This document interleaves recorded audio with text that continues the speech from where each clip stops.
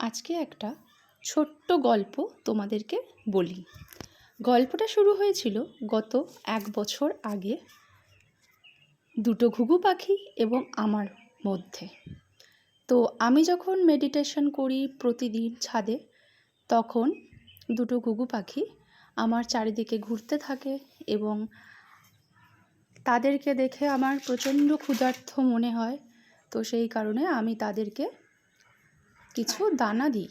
দানা দেওয়ার পরে গত 1 বছরে এতটাই তাদের সাথে আমার অ্যাটাচমেন্ট হয়ে যায় যে তাদেরকে আমি একটা আমার বাড়িতে আশ্রয় প্রদান করি।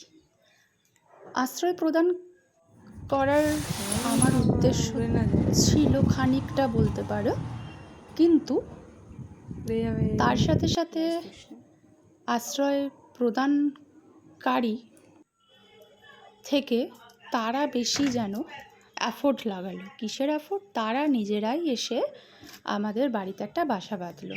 যেহেতু আমি তাদের খাবার দিই, তা অ্যাটাচমেন্টটা তো রয়েছে। তো এইভাবেই তাদের বেড়ে ওঠা। তাদের আস্তে আস্তে দেখলাম ছানাপোনা হলো। তারপরে ছানাপোনা হওয়ার পরে তারা আবার আমার সাথে দেখো কিভাবে লুকোচুরি খেলছে। তো তাদের বাবা মা এখন আর আসে না, তো তারা এইভাবেই বেড়ে উঠছে। আশা করি তারা অনেক বড় হবে, হয়তো খোলা আকাশে তারা উড়ে যাবে একদিন।